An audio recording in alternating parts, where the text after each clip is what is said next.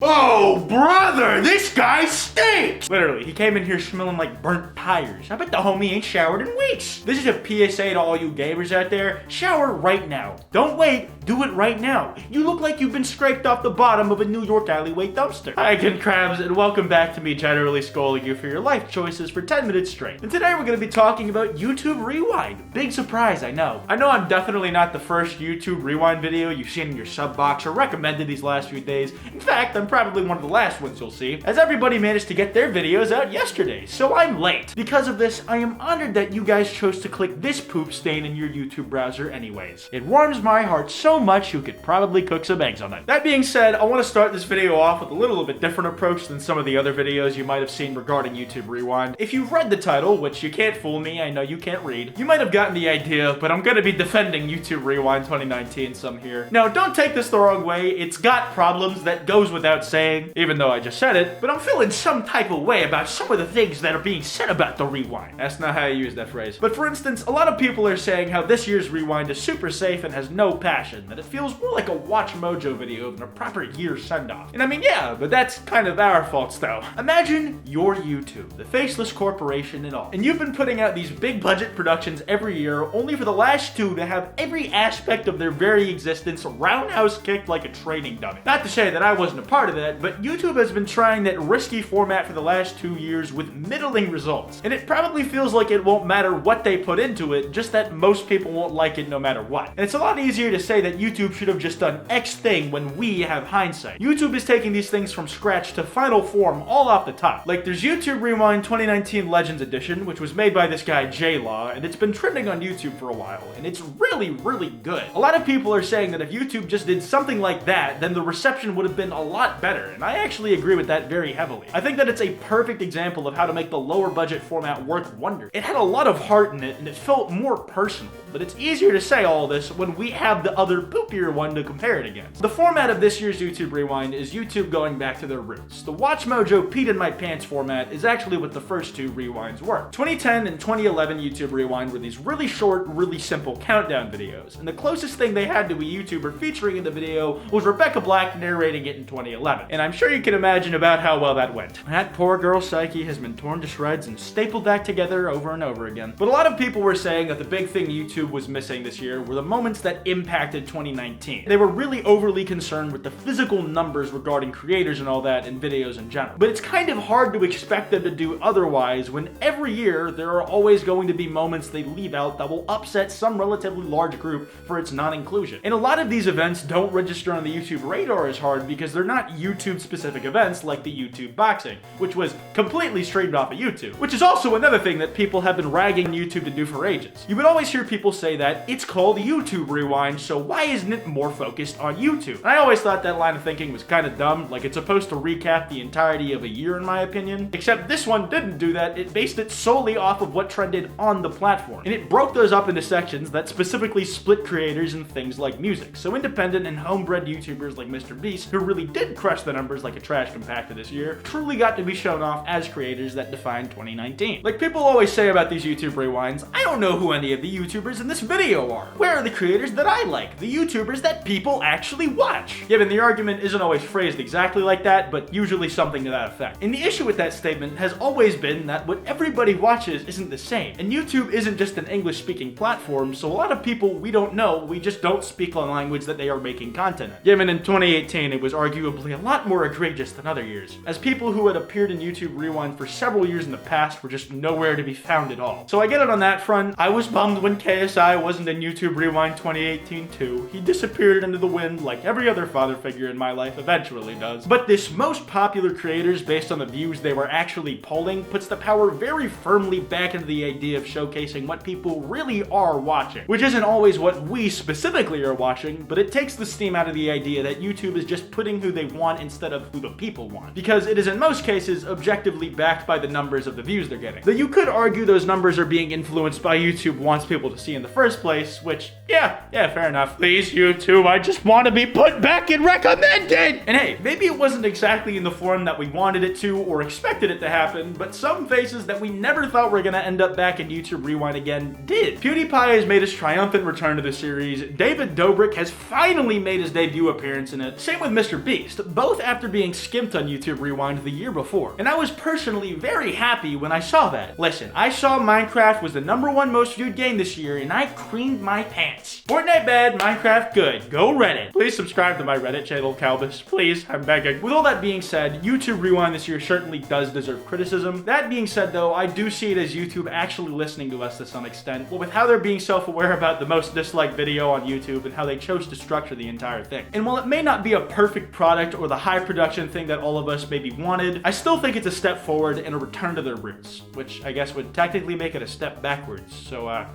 I don't know how walking works. Look, the point is, I think this rewind is a definite improvement, and maybe getting back to how these types of videos started will allow YouTube to refresh somewhat and think about how they want to approach their next big budget rewind style video they do. I think it's, again, a step in the right direction before anything else, and it shows me that us all shitting on something together can do some very powerful things. That being said, if you feel a way about rewind, share it with me. Comment it here and let me know what you think if you believe I am being an absolute buffoon, and tell me why. Speaking of buffoons though, this video is not yet 10 minutes, and you are absolutely a buffoon if you thought this video was gonna go and end without me reacting to YouTube Rewind at all. Like I said, it's not perfect. It definitely deserves the same drop kicking any child in my immediate vicinity gets. Also, if you're new here, we hate children, especially because we can no longer monetize them. Stupid federal laws, and now I have to say fuck in my videos. Anyways, let's get into cracking some skulls over the back of YouTube Rewind 2019 spine. Okay, I'm pulling it up. Gosh,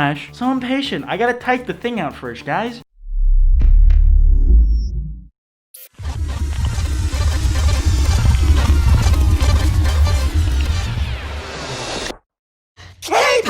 K-pop! Ah! Stan Jim and BTS. One thing that my friend did say that I think was a good point, what if Casey Neistat directed a YouTube Rewind? Then again, that would probably stop him from being able to do any of his own personal projects. Still, the sound of that is pretty epic. That is so awkward to watch. YouTube Rewind 2018. See, it's like I said though, like there's some faces I never thought I'd see in a goddamn YouTube Rewind. After all these years, this is how Rice Gum ended up getting included. But yeah, Papa Ethan's there, you know how it is. The most disliked video in the history of YouTube. Bro, the first time I watched that in the group call with some friends, we were laughing our asses off. The dislikes got the GTA wasted sound. When they plonked the dislikes on screen, GTA wasted sound. It is the perfect use of that in the context of this video. K-pop, K-pop, K-pop! Listen guys, every time I see K-pop, I'm just gonna shout K-pop very loudly because I love K-pop! Jungkook car crash, Jungkook car crash, Jungkook car crash, Jungkook car crash! What is everybody talking about when they wanna live fast but I'd rather walk it out? That's another thing I really liked in this rewind. Denzel Curry's in it. I don't know, man. Any Denzel Curry being put on a wider platform for more people to consume. Good stuff.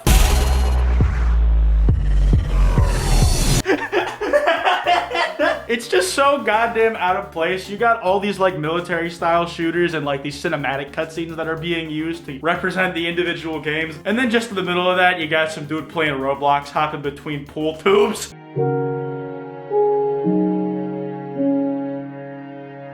Roblox.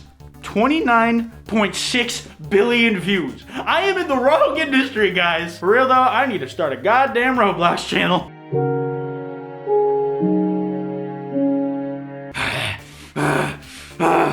Fortnite! Not gonna lie though, that really do be Fortnite though. I guess that's another thing they could have included though. Like they just like showed these individual games with the most views, but they don't really show anything of the moments of the games that actually impacted. I think that's the #1 criticism of YouTube Rewind this year that I can agree with. That there was literally no moments. Like in other years, there were moments that were missed that were like, oh, where's the inclusion of this one? But in this year, there was physically none. It was just straight up numbers. Like that's undeniable. And I can say what I want about the idea that like that's kind of inevitable with how we've been treating this whole thing. It doesn't make it unepic. I'm the bad guy. Oh wow. Duh. I love the oh wow that they use. Minecraft? Really? Really, Minecraft? Are you guys like 5 years old again? Oh my gosh, I thought you guys were past this phase. Also, the juxtaposition of Jeffree Star and James Charles as the representative of beauty videos. I know there's gonna be some friction between them two over that. Assieland, 1.9 billion views, Assieland! I love Assieland. I love her Reddit videos. Let's plant the tree! I do like the fact that like when they showed MrBeast, the highlight that they used was Team Trees. Because as far as I'm aware, YouTube actually had some official involvement and all that, which was nice. But again, that's another moment they could have actually like physically included in the rewind. Though that one would have been harder because it was closer to the end of the year when they shoot a bunch of this stuff during the summer.